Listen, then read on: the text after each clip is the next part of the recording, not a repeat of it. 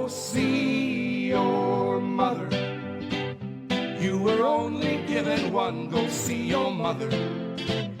And you know that you will never have another. Go see your mother. Go see your mom. Welcome to Jewish Boy Calls His Mother. I'm your host, Sadia. This is my mother, Ima. Hey, Ima. Hey, good luck. How was Shabbos by you? It was good. Really eventful. Had a great time. I always find it, it just enjoyably being able to not just relax, but really re-energize for my week. I love it. I really honestly do. And I think it's just a great opportunity, to really regenerate, to get everything together. It's just it's this feeling that I have it with Shabbos, that how much I'm just excited that it's there. Yeah, I remember when sometimes when a person is first starting to keep Shabbos, yeah, when they're not raised in that environment, there are some weeks where you're able to do it. Then there are some weeks where, until you actually break into it, establish a Shabbos, because you can't go to your own family for Shabbos. So eventually you find a Shabbos family and you come to them on a regular time. But when you're first starting out on your own, there are hiccups. Mm-hmm. So I remember one Shabbos where I got talked into taking somebody to the doctor, and it was not an emergency, but they talked me into it. And it was Shabbos. And I remember as soon as I got behind the wheel of the car, I could feel that extra tension rising, just getting behind the wheel. Yeah. And that's why I realized, a total, keeping away from electronics, not driving, total relaxation means so much. Yeah. It's funny because there's this whole concept, growing up as a kid, you feel very restrained. As a teenager, a young adult, you feel very restricted, where you're not enjoying Shabbos because you're like, I'm so bored. I can't do this. I can't do that. And once you become a real full-fledged adult, you really understand the importance of, letting go and understanding that these restrictions are a great, service to you. They're not really restrictions. They're ways of relaxing. But you're right. Yeah. You don't appreciate till you get older. It's so true. Yeah. Yeah. I think it's true of a lot of things that, we don't appreciate until we get to be a more mature individual. What about your kids? My kids. Appreciating them. Do you appreciate them more now as an adult, as a grandmother, than you did when you were younger and you had them? Just like a deeper layer. Not necessarily one was worse than the other. It was just that you appreciate it now, and you can see the more joy you have with your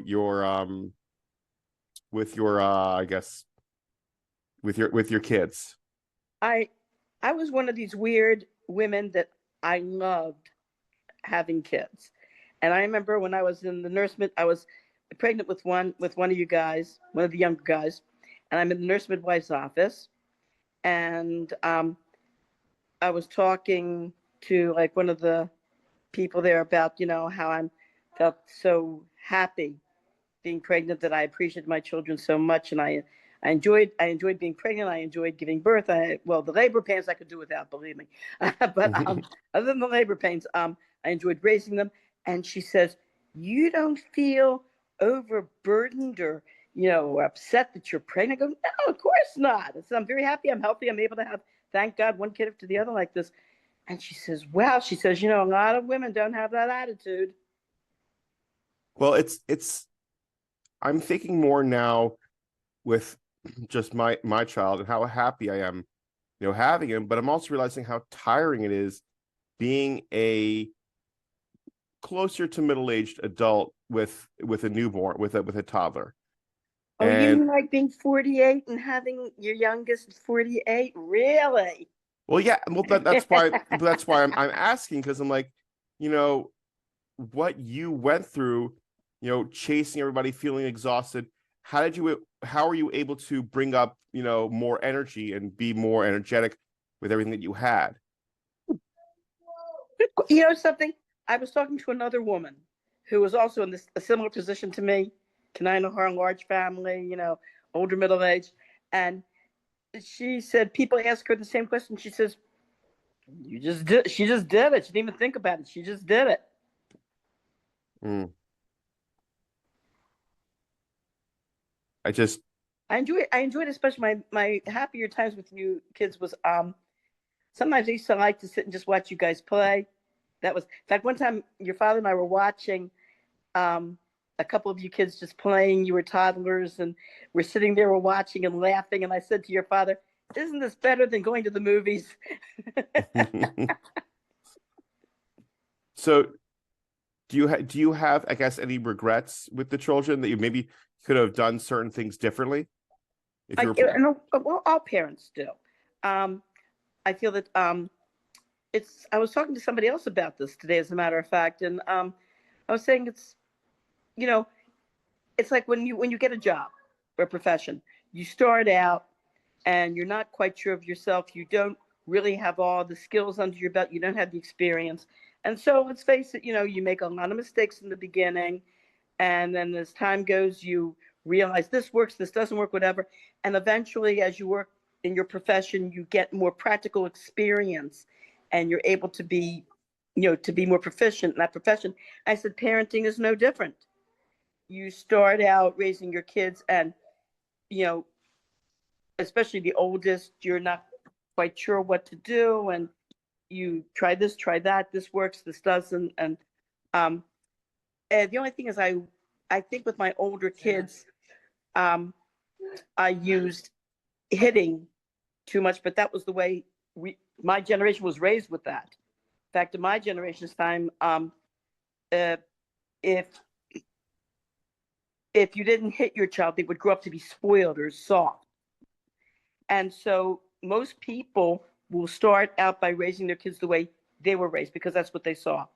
And eventually, especially during the 80s and 90s, there was more of this reawakening of, hey, there are better ways to discipline your children than to hit them. were there any parents that you kind of emulated or wanted to be like or felt jealous of? Not jealous, but I had a friend who she had some special needs children, and she was so patient. And she would, if there was a problem, she would listen to them, talk it out. Not that she would not accept, poor behavior, of course, but the patience that she used in raising her children, I decided to emulate that, and like basically listening more to the kids and talking things out with them. A good way. In fact, it was so funny today. We had some very special guests today for Shabbos. We had a newlywed couple, and the husband is like a regular, American Ashkenazic background, and his wife is Ethiopian. Hmm. And we were talking about the way we were raised, and I was telling about my background, the Polish Ukrainian method, the belt therapy, and how I took my mother's belt when she wasn't looking, cut it up into little pieces, and buried it in the backyard. Then I discovered her hand was just as bad.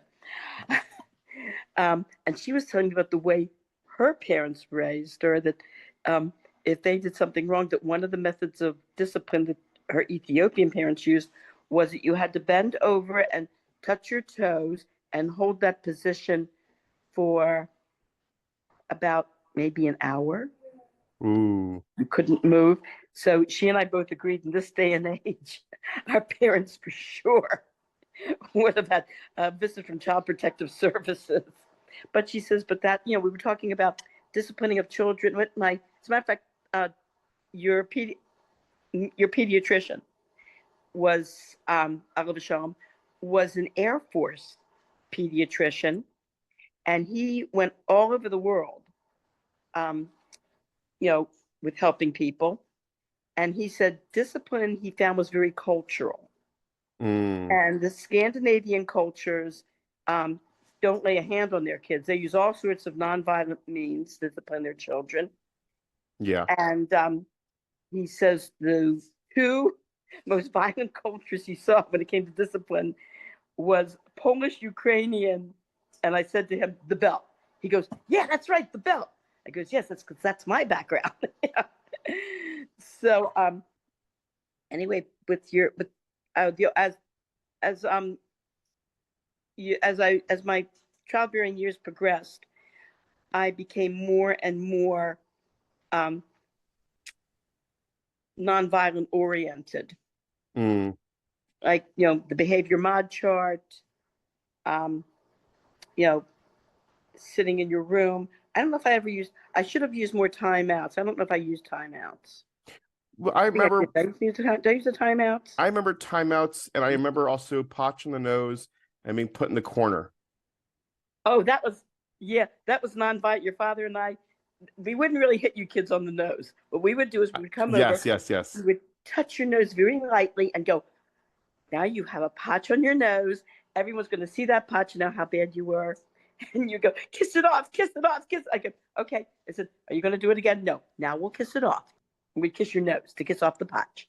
Yeah. Other times, and then, whatever, is what it is. Well, that's because I'm looking at it now in a way of like, I liked certain parts of how I was raised, and obviously stuff I wasn't a fan of. And that's just normal criticism for I guess for anybody. But I'm realizing like, I want to be like, I really enjoyed, we went on a hike earlier last week, and it was very cute, and I really enjoyed it because it remembered me when I was younger, and we used to go on hikes when I was a kid. Yeah. And how much fun they were. Do you remember going on any trips, I guess, with your parents? Yeah. I remember Atlantic City.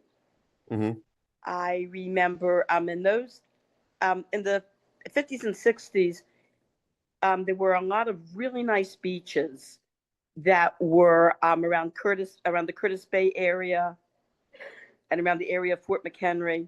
And then I remember when we hit like the late 60s was when a lot of these nice beaches became very polluted, and they started closing them down.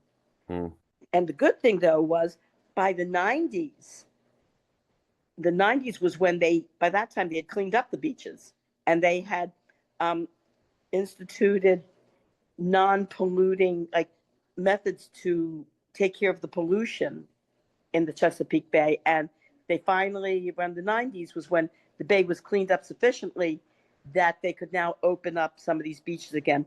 And the two beaches that my sisters and I remember going to, we had Bay Ridge and Bay Shore.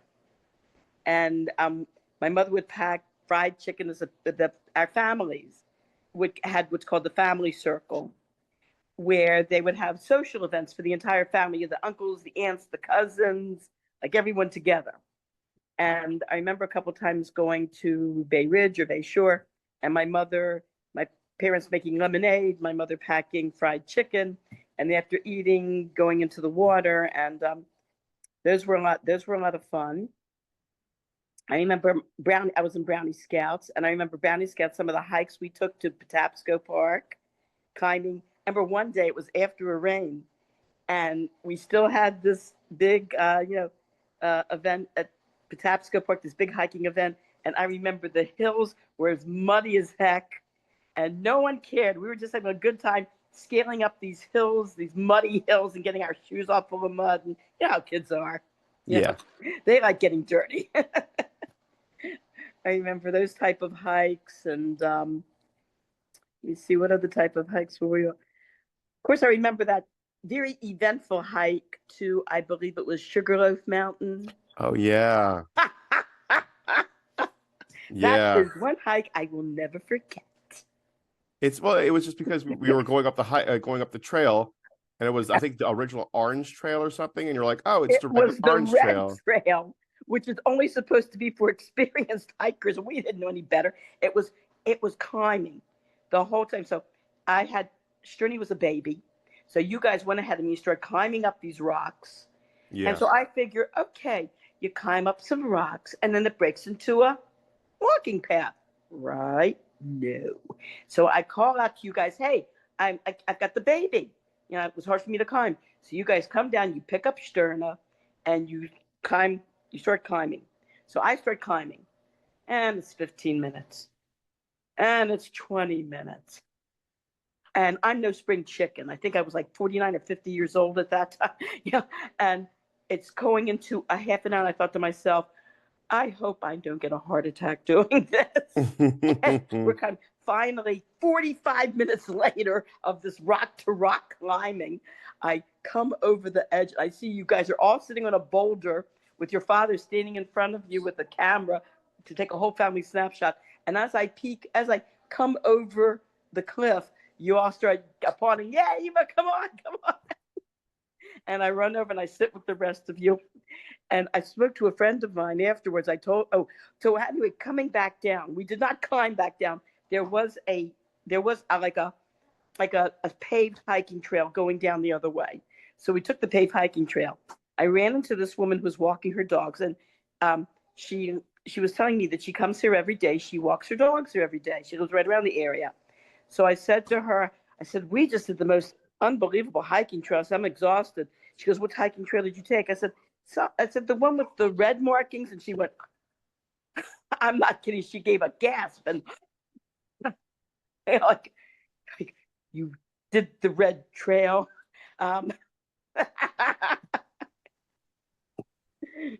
That was So when you were with your mother and father and you would go on these trips, would you guys, I guess, I'm assuming, have like a picnic, then go on a hike, or would you go maybe to like any like war memorials or museums? Fort McHenry. That was always a good one. We went to Washington. There was one. Yeah, we went to Washington. That was a lot of fun. The Smithsonian. We wanted to go up the Washington Monument till we saw the line that was waiting all around to catch the elevator. We said, we're not waiting in that line. But that was the trip to Washington was what, of course, growing up in Baltimore. The question is, what shall we do? There's always plenty to do. Well, there's Fort McHenry. Well, we can go down to Washington. Washington's nothing. You drive down to Washington, 45-minute drive. And there's always Gettysburg. A few times we went to the battlefield at Gettysburg. And, it's so great because growing up, you grew up on that battlefield and you see different markers and you see different, the names of different places there. And it's like stuff that people have to study in textbooks when they're in college, as a kid. Like, what was that one? Darn it. That quick, I forgot what it was.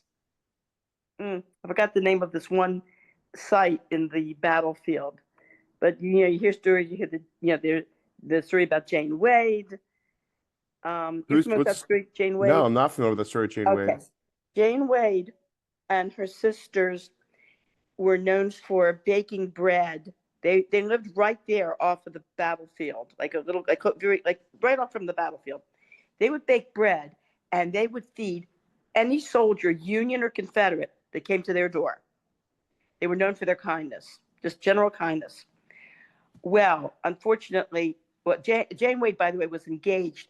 The legend has it that she was engaged to a man who was in the northern side, fought for the Union, and she was baking bread and she was bending over the oven to take out a loaf of bread when a stray bullet came through the window and killed her.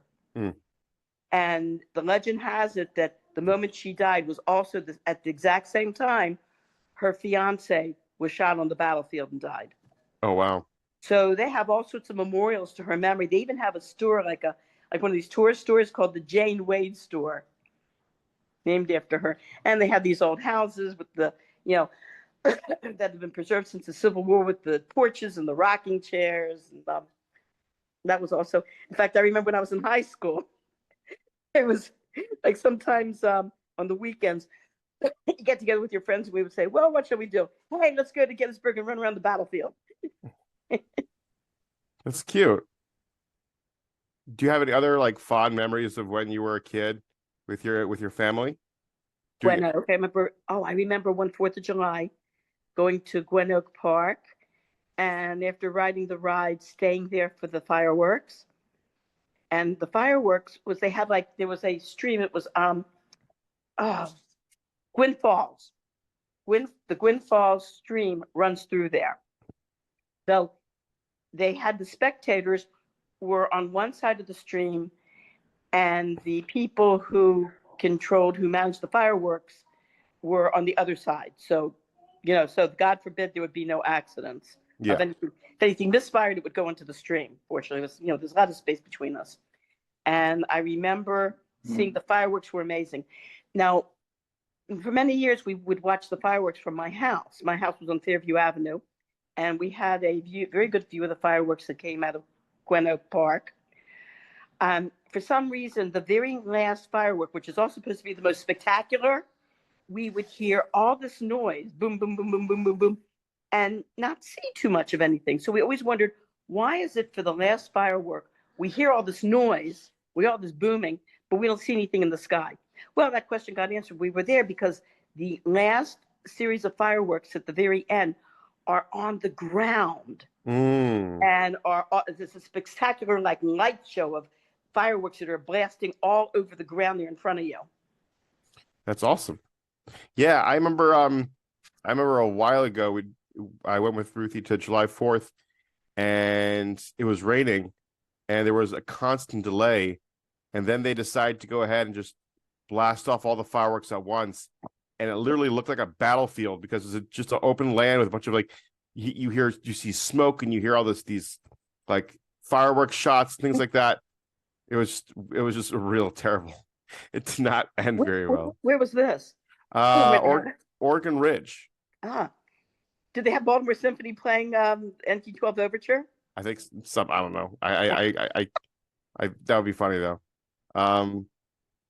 Evidently, it's not just Baltimore. Evidently, there's some places in the country, some other places in the country too, where they do that, where they have like a symphony orchestra playing 1812 Overture while the fireworks are going off. I remember though 1 year going down to the Inner Harbor and seeing the fireworks are released from a boat that's out in the water. I saw that for New Year's. Oh wow, what was that like? It was nice. It was really enjoyable. So I know we have ADHD, and I'm trying to stay on topic. I wanted to celebrate our ADHD. Yay. Yes. ADHD people, let's be pride. Take pride in ADHD. ADHD pride. Lovely. Absolutely fantastic. So I want to talk about the movie The Apartment. You suggested it to me a while ago, and we finally saw it. One thing comes to mind in one of the scenes where the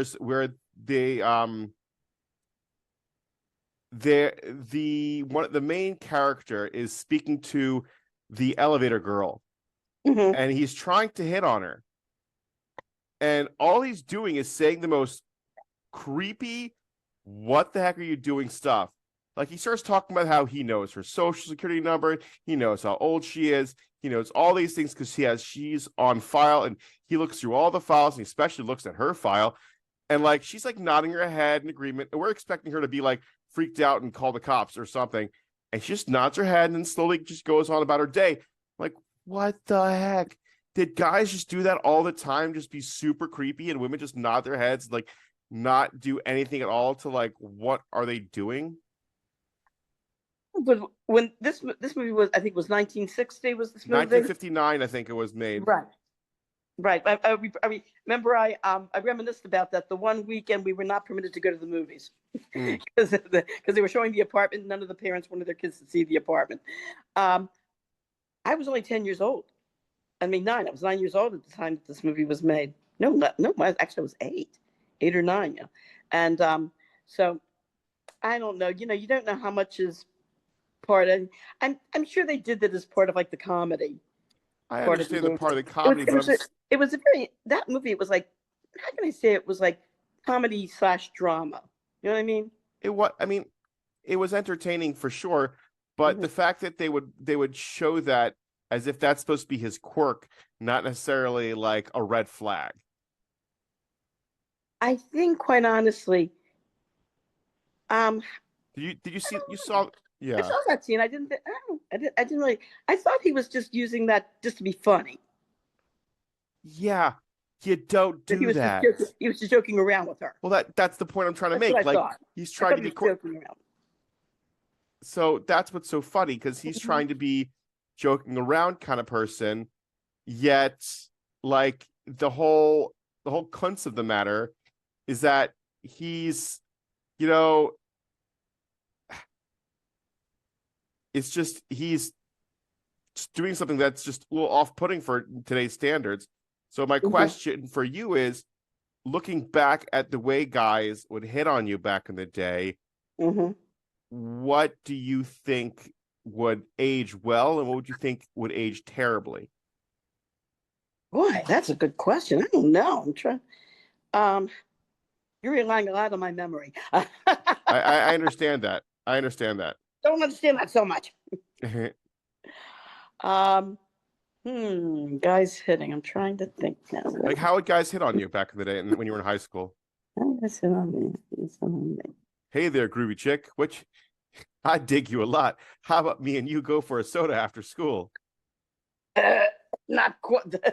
That would definitely be a No. 0. Usually,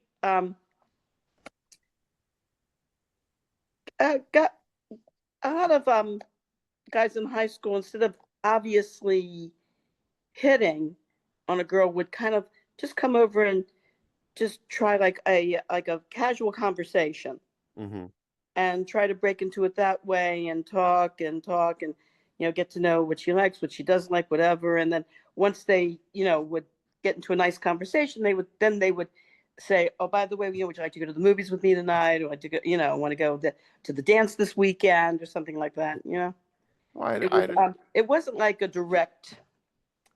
It was, I don't remember guys really coming on like you say, hey there, groovy chick, like any guy that would come on like that would be, are you kidding me? Yeah, you have your, yeah, this guy is weird. I'm gonna this is a guy I'm gonna keep away from. But normal guys, like I said, would just try like a casual conversation. interesting. So, Mhm. so they would do a casual conversation.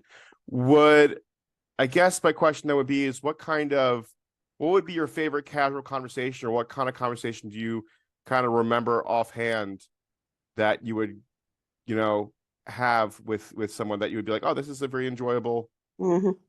like what would be your go-to conversation? Um, the political events of the day. I was very, I still am. I'm still very interested in, politics. Maybe some. I was the kind of girl who I didn't go for the jocks. You went for Sorry, the I thought they were nerds. they were too. I liked the nerds, Were you too and I like intimidated by the jocks? not intimidated. I just thought they were too full of themselves. I was not attracted to them. I wasn't. I was not attracted. Although there was one guy who was a basketball player I was attracted to because he was a lot taller than I was. Oh, you like the tall guys. And there was one event that we went to at school one time, and I couldn't see over the crowd, so he put me on his shoulders and lifted. So he put me on his shoulders so I could see. That's really cute. What was the crowd? What was going on? I don't know. It was something. It was something that we were having. It might have been a pie eating contest or something that they were having at school. I remember the one pie eating contest was so funny. They had these kids. They had the pie, like they were whipped cream pies. And so this one girl, I'll never forget her. It was a blonde hair, blue eyed girl, very, very white skin. And so, and they had to eat the pie with their hands behind their back. And this girl dove right into the pie at first and got the cream was totally over. And she spinning it out, going like this, and everyone's laughing. That's awesome. Oh, so adding more to the story about the apartment, um, it was just very interesting. I understand why the parents do not want to have their kids see it because there's plenty of scenes for the time will be very raunchy, like the New Year's party where everyone's kissing and making out, Mm-hmm. Yeah. and they're trying to tell them to get out of here and whatnot, and trying to make some space. And Mm-hmm. the whole concept in general is, it was definitely very, very funny and fun to watch. But it was surprising. I was surprised at how it was for the time. But I guess it makes sense that's why it was like maybe more of a raunchy film. What also the part, where she tries to commit suicide, I don't think any parent would want their kids, seeing that scene of her, trying to commit suicide, by taking the pills. But what was interesting about the movie was the whole point was that maybe what what Jack Lemmon realized Yeah. after she tried to commit suicide, and he basically saved her life. He got his friend, the Jewish doctor, down, that lived like a couple doors down from him, and they were able to save her life. That as she was recovering, it hit him like, hey, this is not funny.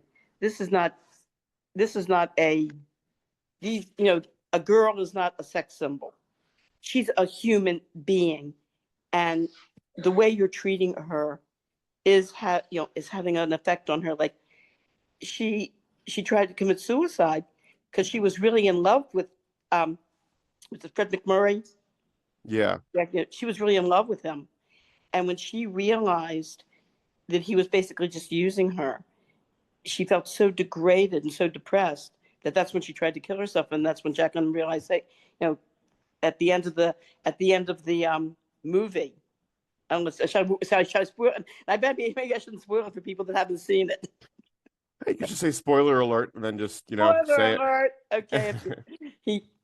he realizes that this isn't funny. This is not a game.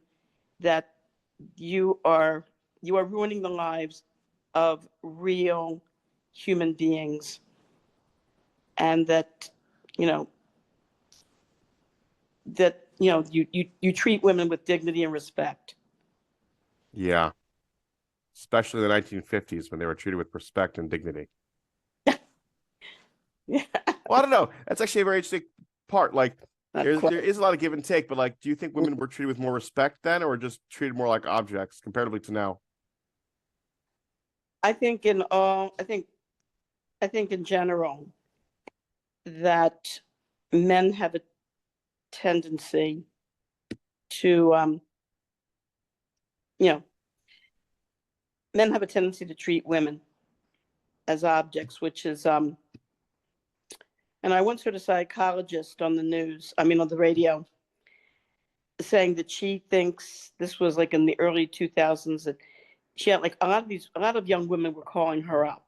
She was a talk show psychologist on the radio, and a lot of young women were calling her up about basically, this man they're dating, and he says we're going to get married, and we're having a love affair together, but yet he's not making any move. And then she realized that a lot of these women were just being used, and when she tried to tell these women, hey, you're being used, these women, they didn't want to deal with it.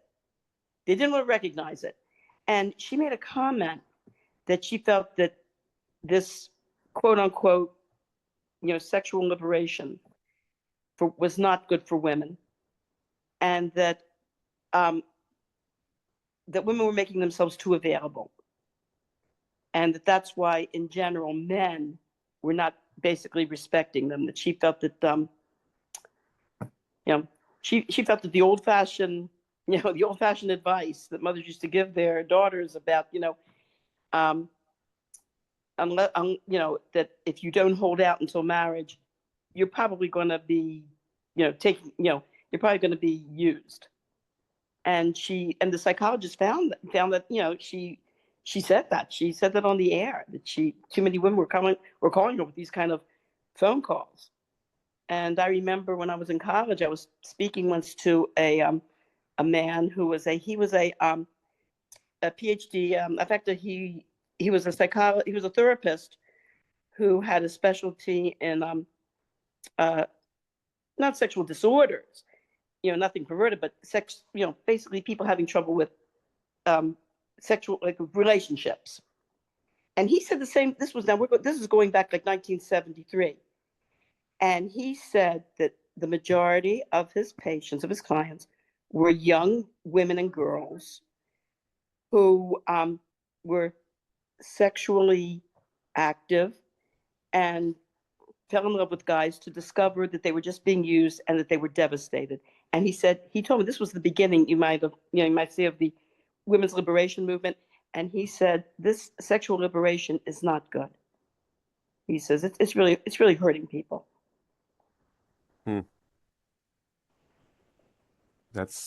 It's funny because if you say that nowadays to anyone in their face and explain to them the problem of what it is, they'll just get mad at you or tell you that you're just being, ridiculous, offensive. You're not they'll just find a way to stifle you.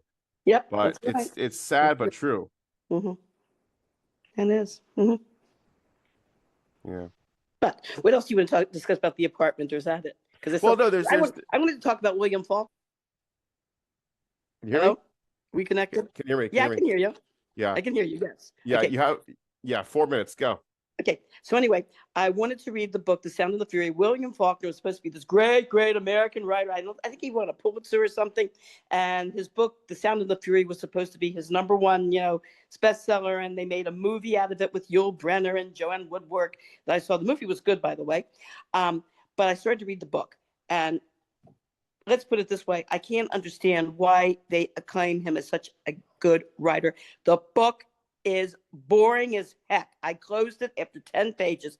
The beginning of a book, you want to introduce the characters, right? You can do it in a creative way, but you want to introduce the characters. You want to introduce the setting. You want to know where people are. I was on the 5th page where I didn't know who was a man, who was a woman, where the heck were they, what are they doing? And as I'm reading, going towards the 10th page, I still don't know who is who or who's related. Is this a man? Is this a woman? Where are they? I finally, by the 10th page, figured out that it's a bunch of kids on a golf course. And it took me 10 pages to figure it out. Was it supposed to be a mystery about that? No. Or it's just... No, it's supposed to be like not a mystery at all. It's supposed to be about this dysfunctional family that lives in the South. I think it's Georgia. I think they live in Georgia or something, one of the southern states. But then they don't make that clear either, except that they speak in the southern drawl, and the action is slow as molasses, and the book is boring as well. Again, honestly, I'm very critical of fiction, and it's why I've never really gotten into it. And it's why I had so many issues with these books when I was reading as a kid, where it's just like a few books I'd read and I'd be drawn into right away. Sadly, Elie Wiesel's books are just really intense and just grab you right away. So it's like, oof. But I would try to read like a classic book. I read The Jungle Book was good. I tried reading a few other books when I was younger, like the higher end. And again, it was just like what you were saying, just very dry, very like dull. And you're trying to drag yourself into it. Like I'm trying to convince myself that this is something that I enjoy. And at some point, I'm like, I'm not doing this anymore. I'm done.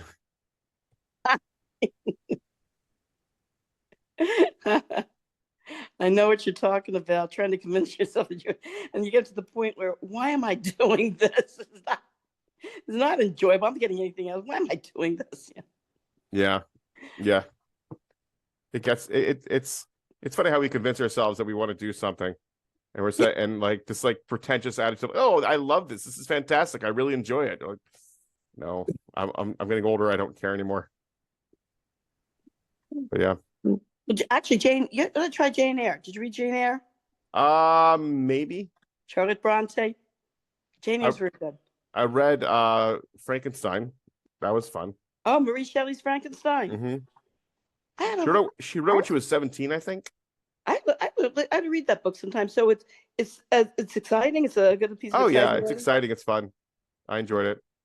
That's interesting. For it to go, usually these older books, from the 1800s, just drag on and on and on and on and on and on. But, well, because some of these authors would get paid per page, I think, or per word. Yeah. So that's kind of how they made their money, by getting it really thick and long. It's just, geez, you're describing like a crack in a building, and you're just explaining it for 5 pages.